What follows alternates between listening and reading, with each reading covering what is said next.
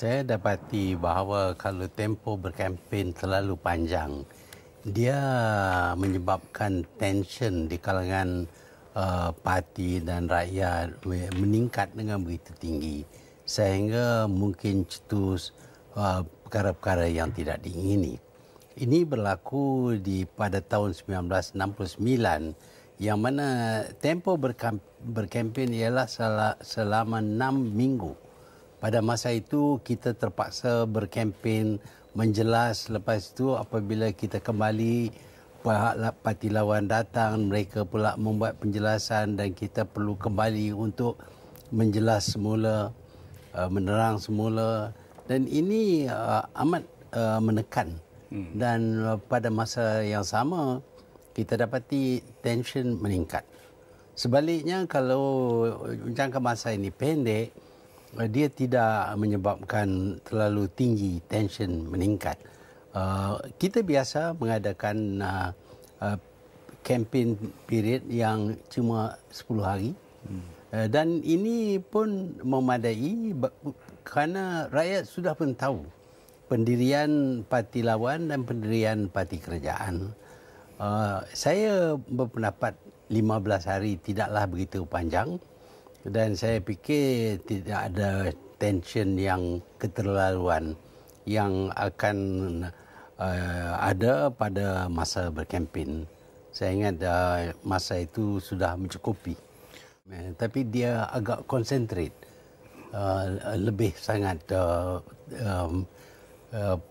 usaha dibuat itu terlalu kuat sehingga kita tidak dapat fikir tentang perkara lain. Sebenarnya di Malaysia, kempen berjalan sepanjang masa.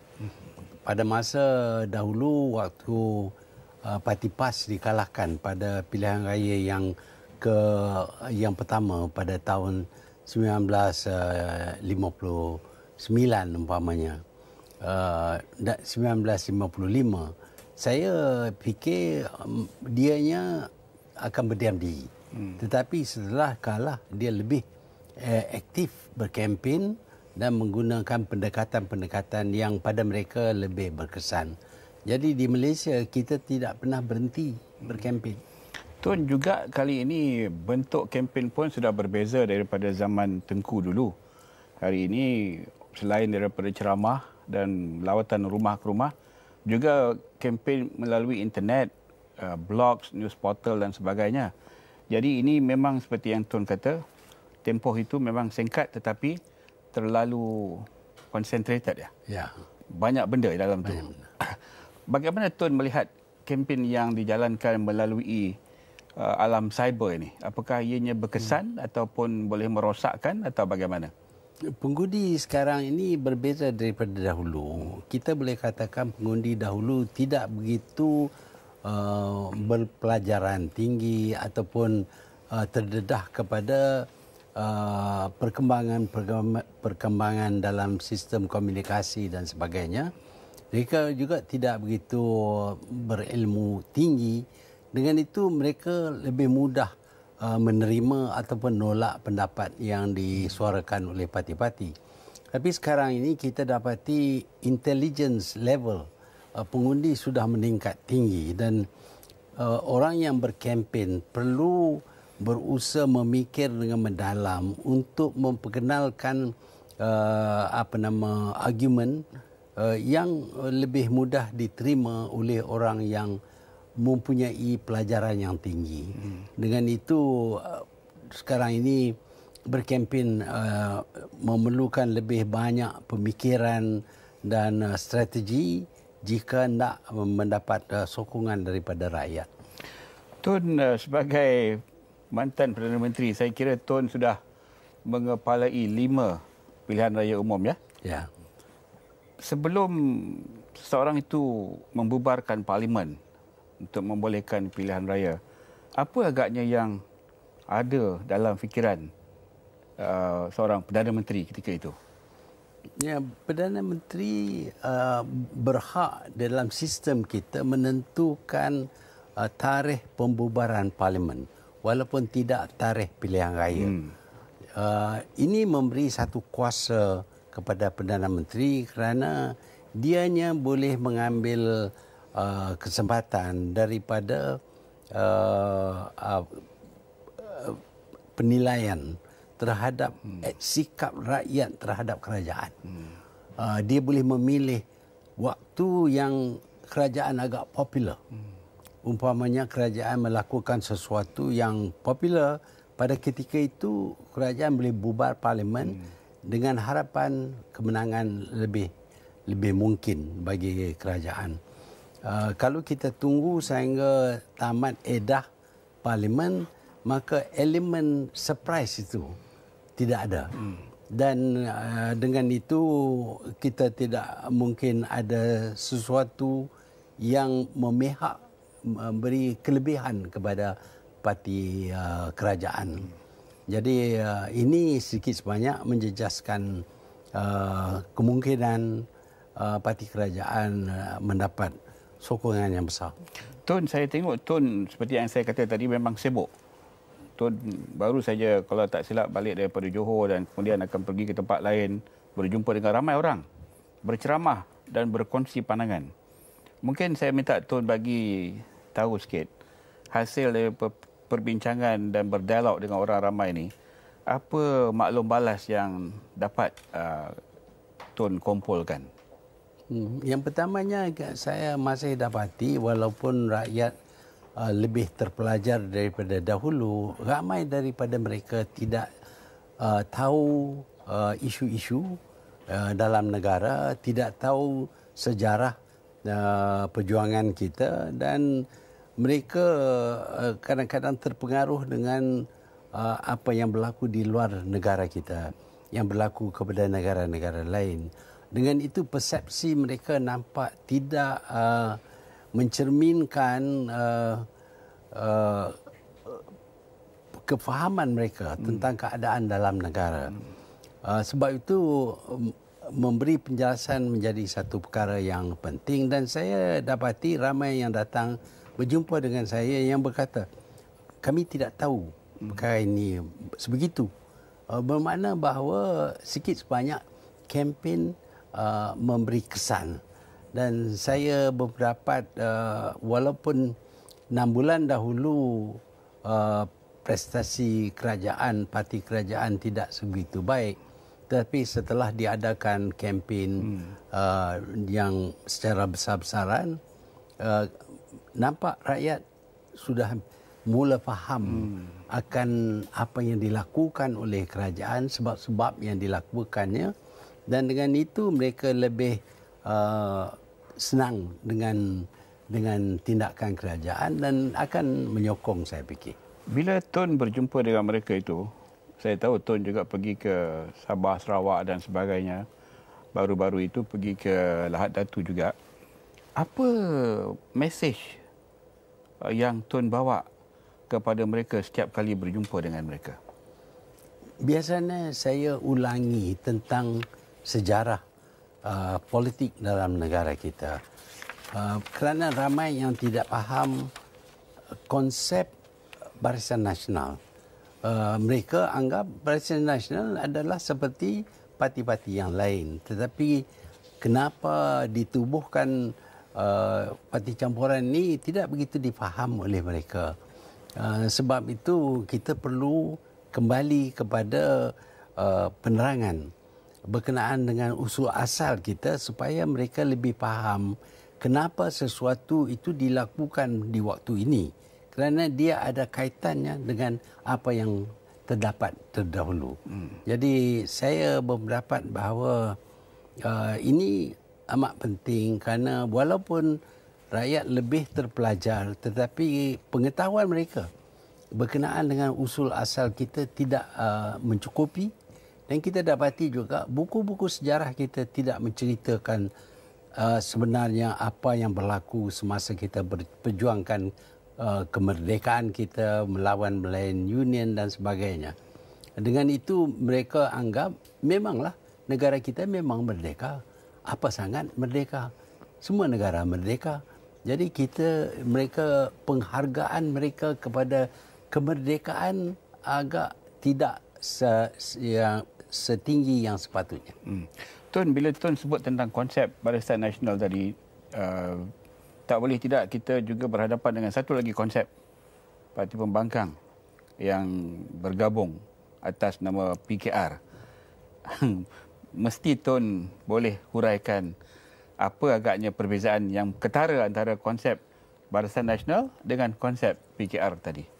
Yang pertamanya, Barisan Nasional adalah parti campuran yang sebenar. Parti lawan ini, pakatan ini adalah pakatan, iaitu mereka mengadakan satu understanding untuk bekerjasama, kerana kalau mereka berlawan sesama mereka, mereka tetap akan kalah. Jadi kalau bekerjasama dan tolong-menolong, dengan cara itu mereka lebih mungkin mendapat kemenangan. Tetapi tentang fahaman politik mereka tidak seperti dalam Barisan Nasional. Barisan Nasional mempunyai pendirian yang diterima oleh semua ahli-ahli, 14 buah parti yang menjadi ahli dalam Barisan Nasional. Tetapi pakatan cuma setakat bekerjasama masa pilihan raya, kerana ini yang membolehkan mereka menang. Dan banyak lagi lah perbezaan. Umpamanya BN mempromosikan konsep kongsi antara kaum. Kita kongsi. Kongsi bermakna kita korbankan sedikit supaya rakan kita juga mendapat sesuatu. Dan semua pihak berkorban. Dan dengan itu kita semua dapat nikmat daripada perkongsian kita. Bagi parti lawan, dianya terbahagi. Ada yang kononnya berjuang untuk agama Islam, ada yang kononnya berjuang untuk meritokrasi, ada yang berjuang semata-mata kerana nak rebut jawatan Perdana Menteri. Jadi tidak ada penyatuan dalam pakatan mereka. Mereka masing-masing mempunyai hasrat dan tujuan yang berbeza-beza. Jadi Tun, kalau begitu kalau kita tengok pakatan itu seperti Tun kata, itu tidaklah begitu kukuh pakatannya. Dia hanya menjadi satu understanding. Apakah kali ini berhadapan dengan pilihan raya, pakatan itu nampak macam kuat? Macam boleh ke Putrajaya seperti yang dilaung-laungkan mereka? Pandangan Tun macam mana? Kali ini memang mereka sanggup bekerjasama dalam pilihan raya. Dalam pilihan raya sahaja? Sahaja. Tapi tentang dalam pilihan raya pun mereka menggunakan simbol masing-masing. Tidak menggunakan satu simbol. Bermakna bahawa mereka masih lagi kekal dengan pendirian parti masing-masing. Dan sebab itu mereka tidak sebenarnya menjadi satu coalition. Bukan parti campuran. Hanya parti yang berpakat untuk mendapat kemenangan dalam pilihan raya. Dan matlamat mereka juga berbeza-beza. Yang satu berkata mereka berjuang untuk Islam, yang satu menentang perjuangan Islam, sebaliknya mengutamakan perjuangan kaum Cina kuno yang diinaya di dalam negara kita. Yang satu lagi kononnya berjuang untuk liberalisme dan sebagainya, tetapi tujuannya hanya untuk mendapat sokongan daripada siapa juga tanpa mengira prinsip, supaya dapat kemenangan dan dapat menjadi Perdana Menteri. Mungkin Tun, mereka memerlukan masa yang panjang untuk menjadi lebih kuat. Tapi kadang-kadang kita tengok di negeri-negeri yang mana mereka menjadi kerajaan negeri, tidak pula nampak begitu kuat. Malah mereka juga bergaduh sesama sendiri. Apakah untuk pilihan raya yang ke-13 ini, mereka boleh dalam bahasa Inggeris close ranks, rapatkan barisan mereka untuk menentang Barisan Nasional umpamanya? Mereka mempunyai masa yang panjang sejak pilihan raya 2008. Mereka boleh membincang untuk mencari penyelesaian tentang pandangan yang berbeza-beza di antara mereka, bahkan membentukkan satu coalition, termasuk menggugurkan simbol masing-masing dan menggunakan satu simbol. Tetapi mereka tidak guna masa untuk berbuat demikian. Sebaliknya masing-masing mengejar perjuangannya. PAS kononnya ingin mendirikan negara Islam, melaksanakan hukum hudud. Walaupun pegangan PAS juga kita dapati apabila ditekan oleh DAP longgar. Longgar dan mereka gugurkan negara Islam dan hukum hudud, termasuk juga penggunaan kalimah Allah. Kerana DAP tidak bersetuju, mereka bersetuju dengan DAP. Kemudian bila didapati ulama mereka tidak bersetuju, mereka tarik balik. Jadi mereka dalam masa 4-5 tahun dan mereka berkuasa, tak ada satu percubaan untuk mengadakan satu matlamat yang dipersetujui oleh ketiga-tiga pihak. Okey, Tun, saya minta maaf kita berhenti seketika, kita akan sambung selepas ini. Saya nak tanya Tun selepas ini tentang manifesto. Okey. Saya janji tadi dan saya nak menepati janji, saya kata saya nak tanya tentang manifesto. Ya.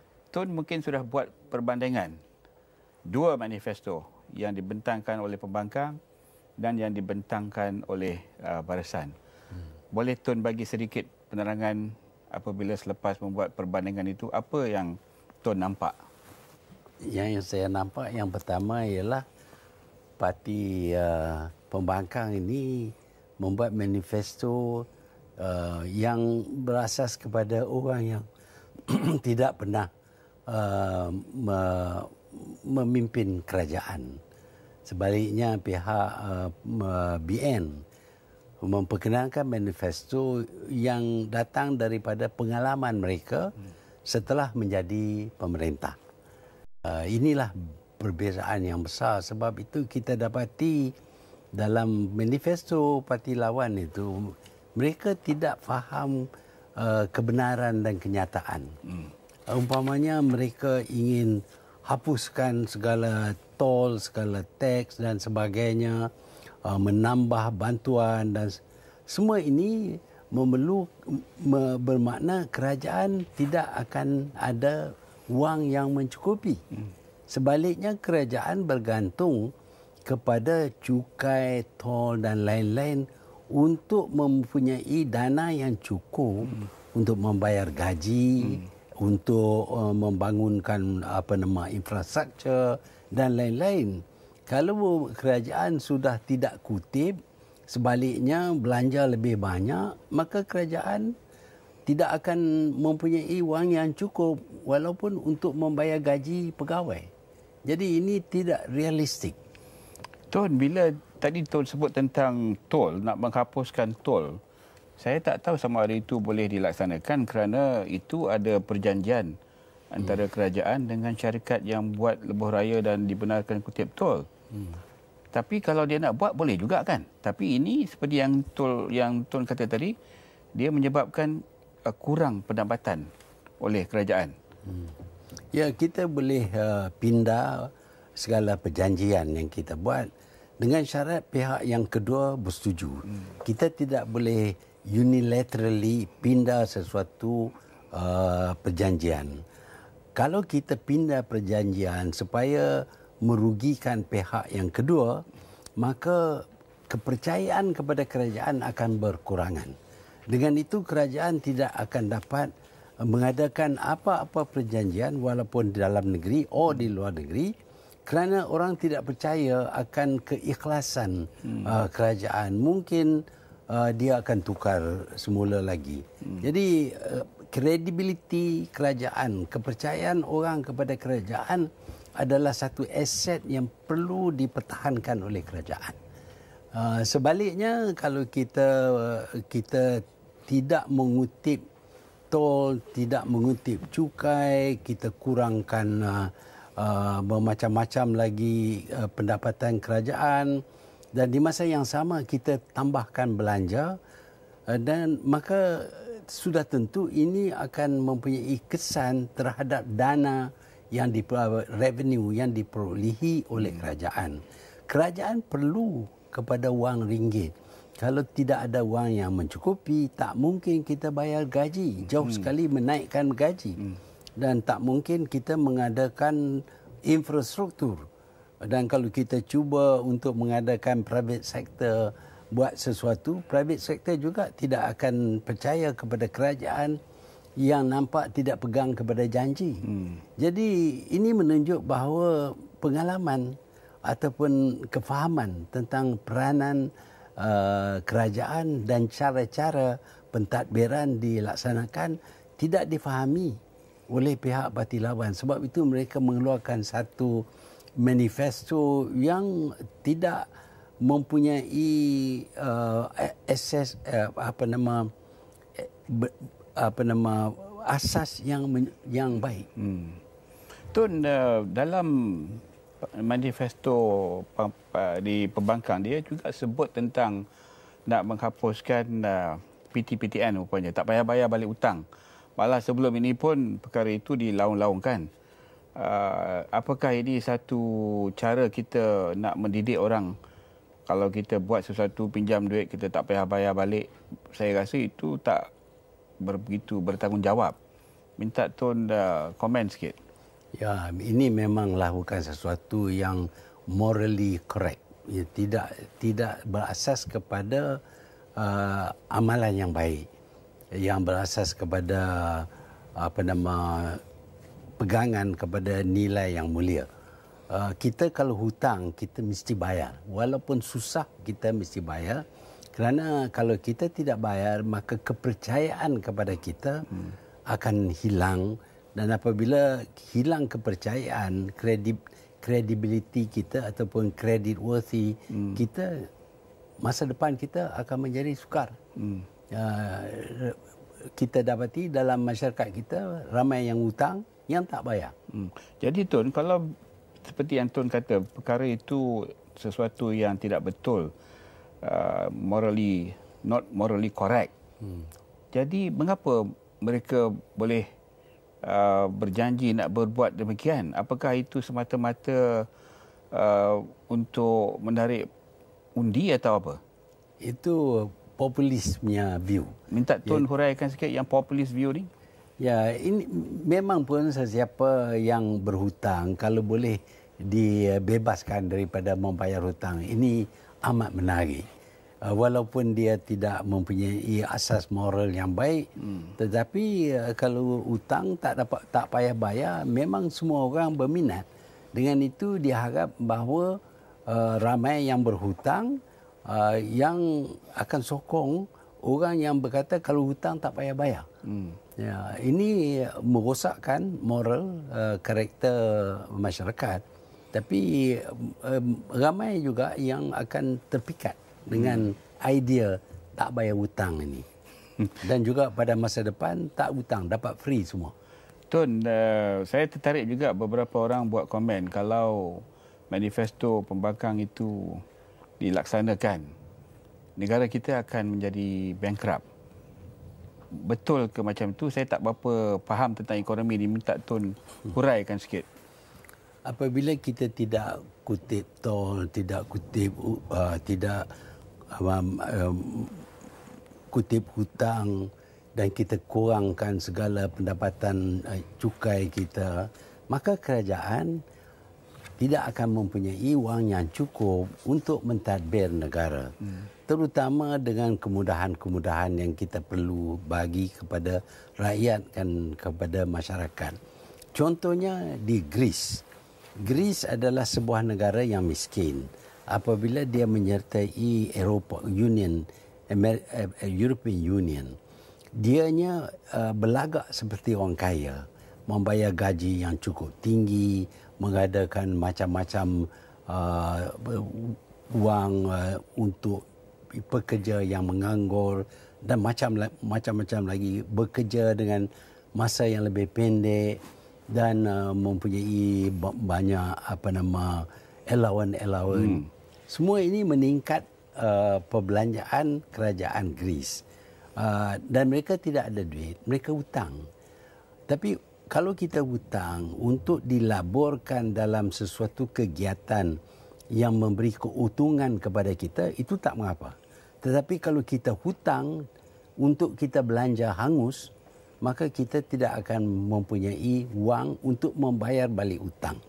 Kalau kita tak dapat bayar balik hutang, maka sudah tentu bank akan mengambil tindakan menjadikan kita muflis.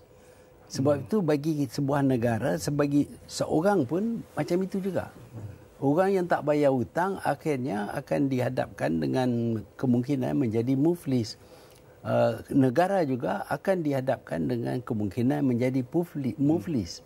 Sebab itu saya berkata kalau manifesto Parti Lawan ini diamalkan, saya percaya mereka tidak ada niat nak amal pun. Ini penipuan semata-mata. Tetapi kalau diamal pun, maka negara akan menghadapi masalah yang amat besar sehingga boleh jadi muflis. Tapi tadi Tun sebut Greece tu sebagai sebuah negeri atau negara yang miskin, tak sekaya macam kita. Saya rasa kalau kita ni yang lebih berharta sikit mungkin tak sampailah macam Greece. Tapi kalau manifesto itu dilaksanakan, kita akan sampai macam Greece. Kita akan sampai. Walau kita kaya bagaimanapun, kalau kita hutang dan kita belanja wang itu tanpa mendapat hasil daripadanya, kita akan jadi muflis. Orang yang menjadi kaya milenial pun, ramai juga mereka yang jadi muflis. Sebaliknya, orang yang miskin tetapi belanja setakat yang dia mampu, dia tak akan jadi muflis. Tun, tapi dalam salah seorang pemimpin pembangkang berkata, kita jangan pandang serius sangat tentang manifesto ni pasal dia kata manifesto itu bukan janji. Macam mana Tun nak terangkan tu? Ya, saya tahu kenapa dia berkata demikian. Ramai yang mengecam kerajaan Selangor kerana tidak menunaikan janji. Apabila dikecam hebat kerana itu, dia berkata tapi itu bukan janji, manifesto bukan janji. Sebab itu dia berkata demikian. Tapi kalau dia kata manifesto yang dikeluarkan oleh Parti Lawan ini bukan janji, dia harus kata kami cuba membohong kamu supaya kamu sokong kami. Tapi janganlah pegang sangat kepada manifesto ini, campakkan dalam longkang. Maka mereka tidak akan dapat sokongan. Tapi saya pelik juga Tun, pasal bagi seorang pemimpin dan seorang menteri besar pula tu ya, macam mana dia boleh buat, boleh cakap macam tu sedangkan dia mungkin tahu yang itu akan ada tindak balas yang negatif kepada dia dan pada partinya. Mengapa dia buat macam tu? Ternampak saya dia tak berfikir panjang.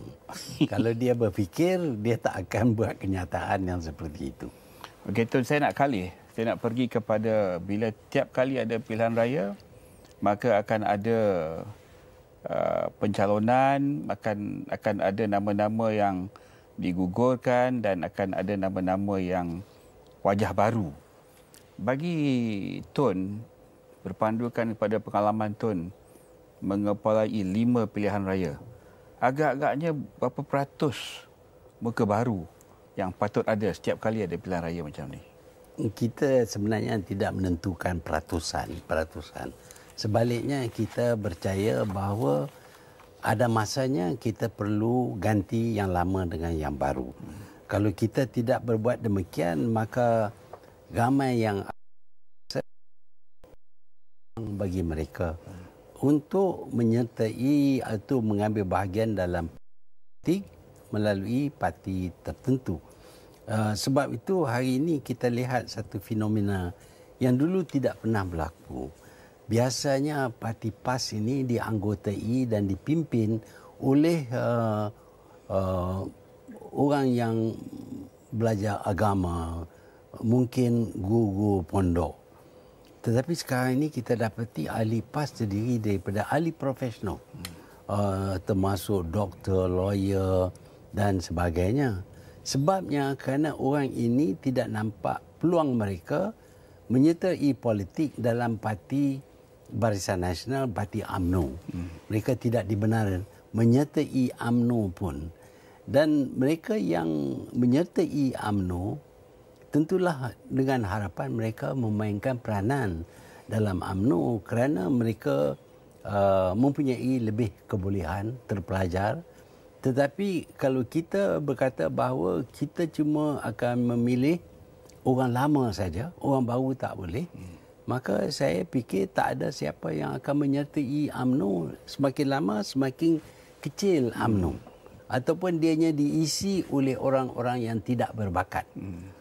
Sebab itu kita perlu terima hakikat bahawa penggantian calon mesti diadakan tiap pilihan raya. Dia tetap terkena kepada orang-orang tertentu.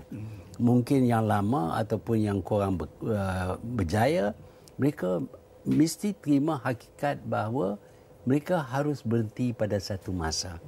Dan mereka, kalau mereka betul-betul sayang kepada parti, pemberhentian itu mesti diterima oleh mereka dengan fikiran yang terbuka.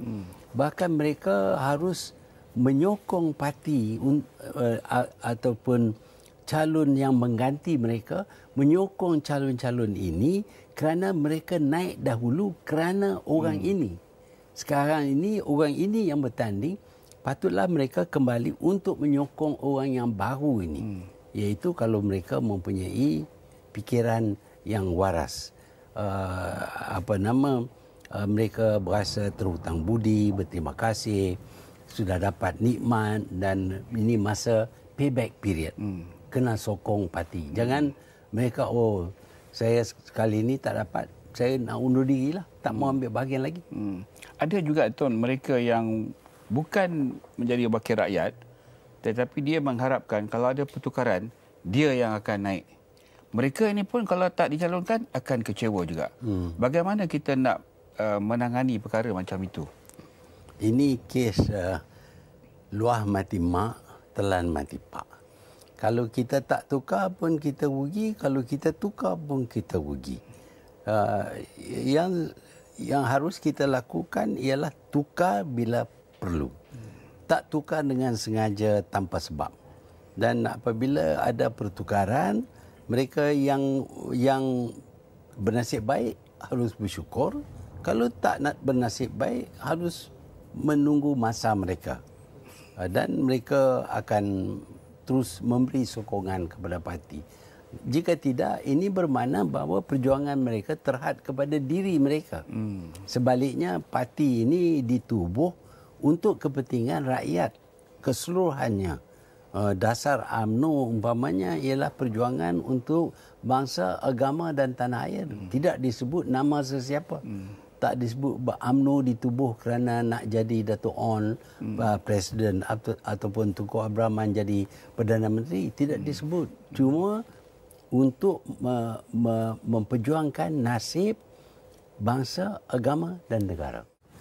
Saya letak jawatan kerana saya mengamalkan slogan leadership by example. Pimpinan melalui teladan. Kalau saya tak tunjuk teladan, siapa yang nak akan amalkan leadership by example ini? Jadi walaupun saya berpendapat saya masih banyak lagi kerja nak dilakukan, tetapi saya sudah berada begitu lama. Saya sebenarnya berhasrat untuk letak jawatan 1998. Tetapi kerana masalah krisis mata wang, Anwar Ibrahim, Commonwealth Games, saya tunggu sebentar. Saya dapat pulih semula keadaan. Setelah dipulih keadaan negara, keadaan ekonomi, keadaan parti, barulah saya letak jawatan. Saya berpendapat bahawa kalau saya tidak letak jawatan, lambat laun orang akan benci saya. Walau macam mana popular seseorang pun, kalau dia duduk terlalu lama, dia akan dibenci. Saya ikut nasihat ibu saya yang berkata kalau buat lawatan ke rumah orang, janganlah duduk lama-lama. Orang mungkin nak ada kerja nak buat, kita ada situ, kita mengganggu. Jadi saya amalkan ajaran ini. Dengan itu saya walaupun masih ingin meneruskan, tapi saya menggaskan hati saya dan saya letak jawatan. Tapi bagi kebanyakan orang, suka bagi mereka membuat pengorbanan. Kita diajar sebagai orang Islam berkorban. Tetapi sementara kita buat amalan ini, sembelih lembu, sembelih kerbau, tapi nak sembelih diri sendiri kita tak nak. Jadi kita kena belajar korban.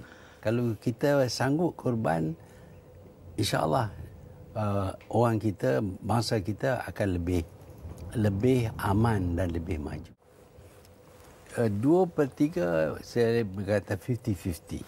Tapi lebih baik daripada 2008, boleh kata hampir tetap. Sebab itu saya berusaha bersungguh-sungguh untuk memberi kemenangan kepada BN yang lebih baik daripada 2008. Tapi insya-Allah kalau kita lihat swing yang sedang berlaku sekarang, ada kemungkinan kita dapat 2/3. Ya, saya fikir semuanya memang ingin melihat kemenangan bagi Datuk Seri Najib, bagi BN. Mungkin kerana mereka mempunyai kepentingan tertentu, mungkin juga kerana mereka percaya kepada perjuangan BN dan percaya bahawa BN sahaja yang boleh mendatangkan kebaikan kepada negara kita ini. Kalau kalahlah BN, maka semua dasar-dasar yang lama akan digugur kerana pemerintah yang baru tetap ingin memperkenalkan pendekatan mereka, dasar mereka, dan ini change yang akan berlaku ini akan menyebabkan pergolakan yang teruk dalam negara kita ini dan tak dapat tidak ini akan menjejaskan prestasi ekonomi, prestasi politik, prestasi sosial dalam negara kita. Ini adalah strategi yang biasa digunakan terutama oleh Datuk Seri Anwar Ibrahim. Dia kalau tak dapat sesuatu, cuba mendapat melalui tindakan ganas. Sebab itu apabila dia bertindak, biasanya digunakan cara demonstrasi. Semasa dulu pun dia berdemonstrasi melawan Tunku Abdul Rahman. Apabila saya jadi Menteri Pelajaran, dia adakan demonstrasi kerana kononnya ada orang yang mati kebuluran. Satu perkara yang tidak benar sama sekali. Dan apabila dia berada dalam kerajaan, tidak ada demonstrasi. Dia berpendapat bahawa kalau ada demonstrasi, maka dunia akan mengecam kerajaan yang dipilih oleh rakyat. Sebab itu dia membuat persediaan demonstrasi bersih umpamanya bertujuan untuk memburukkan imej kerajaan. Kononnya kemenangan bagi parti BN ini disebabkan penyelewengan ataupun salah guna kuasa dan sebagainya, penipuan daripada dahulu. Dan dia bersedia supaya kalau dia kalah, dan saya yakin dia akan kalah, maka dia akan cuba menunjuk kepada dunia bahawa kekalahannya disebab oleh penipuan. Ini walaupun kita di Malaysia ini, kalau ada penipuan, maka kerajaan akan menang 90 ataupun 100%. Kalau kita lihat negara-negara di mana pemilihan dia ada untuk kerajaan kuku besi, mereka tidak pernah kalah sama sekali, menang 90-100%. Tapi di Malaysia ini tidak begitu. Tiap kali ada pilihan raya, ada saja parti lawan yang menang. Bahkan mereka dapat menguasai negeri pun. Pada 2008 mereka menguasai 5 buah negeri dan dapat menghalang parti BN daripada mendapat 2/3 majoriti. Jadi kalau mereka boleh buat demikian, mustahil ada percubaan oleh kerajaan untuk cabut tangan atau menipu dalam pilihan raya. Kalau kerajaan ingin menipu, saya fikir banyak sudah calon-calon parti lawan yang akan kalah. Kerana kemenangan mereka tipis, 200-300. Yeah. Tapi walaupun 200-300, apabila Suruhanjaya kata mereka menang, kita terima bahawa mereka menang. Jadi penipuan tidak ada di Malaysia ini. Walaupun parti-parti ada juga buat percubaan. Umpamanya parti PAS kerap memindahkan penyokong-penyokong dia daripada kawasan yang mereka kuat kepada kawasan yang kelabu bagi mereka. Ini berlaku kepada diri saya juga. Pada bila tu Mas Tun? Tiap kali ada pilihan raya, kita dapati ada sehingga 50 orang tinggal di satu buah rumah. Adresnya satu saja. Jadi mereka bukan tinggal di situ. Mereka cuma menggunakan adres itu, alamat itu untuk mendaftar dan mengundi di tempat itu. Dan kali ini pun saya percaya bahawa ramai daripada pengundi Cina yang sudah dipindah ke kawasan-kawasan tertentu untuk menjamin kemenangan bagi parti DAP. Ini memang berlaku. Dan kalau penipuan ini berlaku, ini bukan pihak kerajaan, ini pihak parti sendiri yang melakukannya.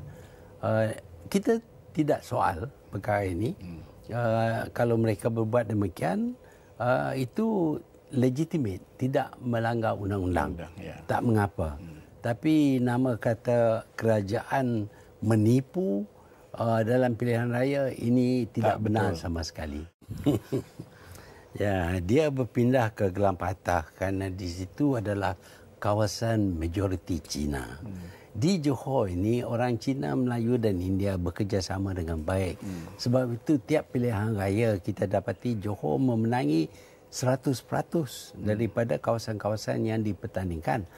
Tetapi Kit Siang berpendapat bahawa kemenangan ini disebabkan oleh orang Cina bekerjasama dengan orang Melayu. Kalau dia boleh menghasut orang Cina supaya tidak bekerjasama dengan Melayu dalam kawasan yang mana orang Cina menjadi majoriti, besar kemungkinan dia akan menang. Jadi dia bawa ke Johor sekarang ni hatred, kebencian kepada orang Melayu oleh orang Cina. Malaysia umpamanya adalah satu slogan yang bermakna bahawa di Malaysia ini hanya orang Melayu saja yang dapat hak. Orang Cina tak dapat apa-apa hak pun. Justru itu Malaysia ini bukanlah untuk semua rakyat Malaysia. Sebab itu orang Cina patut menyokong DAP iaitu Parti Cina untuk mengalahkan orang Melayu supaya mereka akan mendapat kuasa dan dengan itu dapat menghapuskan diskriminasi terhadap orang Cina oleh orang Melayu. Ini tidak benar sama sekali kerana di Johor terutamanya kerjasama antara Melayu, Cina dan India cukup baik.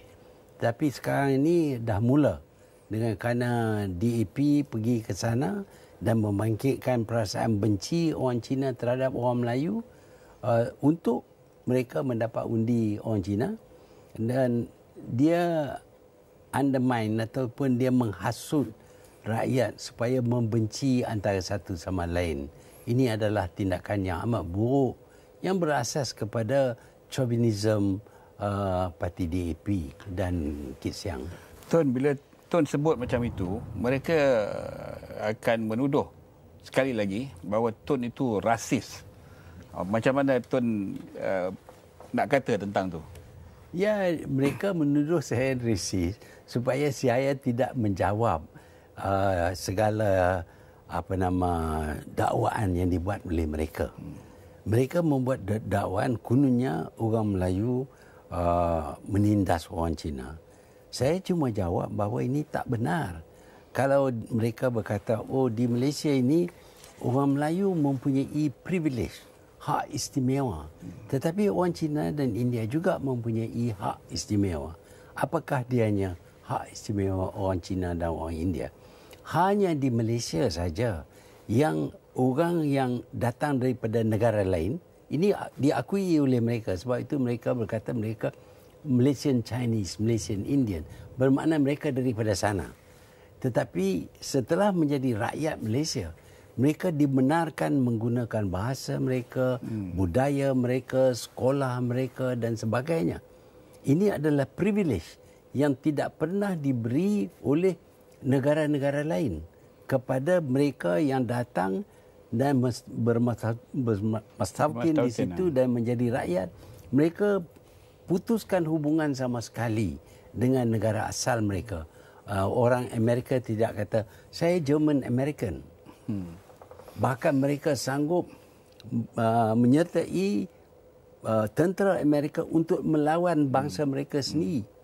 Tapi kita di sini, kita nak supaya dikekalkan dan kita bersetuju. Di waktu kita berjuang untuk kemerdekaan, kita bersetuju. Kalau mereka ingin kekalkan identiti mereka, menggunakan bahasa mereka, mengekalkan budaya mereka, mengada sekolah mereka, kita bersetuju. Ini adalah privilege mereka. Kalau nak dihapuskan apa yang dikatakan sebagai privilege orang Melayu, yang bertujuan untuk menyelamatkan kaum yang lemah, kita harus hapuskan privilege orang bukan Melayu juga. Tun, hari itu beberapa ahli PAS yang tegar, yang kuat, datang berjumpa dengan Tun, minta maaf atas pada ketika itu usaha untuk membunuh Tun. Dan selepas itu kita juga tengok beberapa pondok yang satu ketika dulu kuat menyokong PAS sudah keluar daripada PAS. Apa tanda-tanda ini, Tun? Ya, mereka makin sedar tentang penyelewengan berkenaan dengan agama Islam yang diamalkan oleh parti PAS, terutama pemimpin-pemimpin PAS. Di waktu pemimpin PAS mendakwa bahawa orang UMNO adalah kafir kerana bekerjasama dengan orang kafir, saya tidak percaya bahawa tuduhan ini akan diterima secara serius. Tak akan sesiapa yang berkata saya umpamanya sudah jadi kafir. Tetapi rupa-rupanya ramai yang percaya bahawa orang UMNO memang kafir. Dan kalau orang kafir, darah mereka halal kalau dibunuh. Jadi inilah yang mempengaruhi mereka. Tetapi lama-kelamaan mereka disedarkan bahawa dakwaan kafir ini tidak ada asas sama sekali. Dalam Islam, sesuatu yang penting ialah apabila kamu hukum, hukumlah dengan adil. Kalau nak hukum saya ini kafir, perlu ada satu penyelidikan, satu perbicaraan untuk menentukan sama ada saya membuat sesuatu yang bertentangan dengan ajaran Islam. Tetapi tanpa apa periksa, tiba-tiba dikatakan 3 juta orang Melayu yang beragama Islam, kerana mereka menyertai UMNO, mereka sudah jadi kafir. Dan sekarang ini kononnya sembahyang mereka, solat mereka tak mendapat beri pahala kepada mereka, dan masjid yang didiri oleh mereka itu pun tak ada sesuatu balasan yang baik kepada mereka.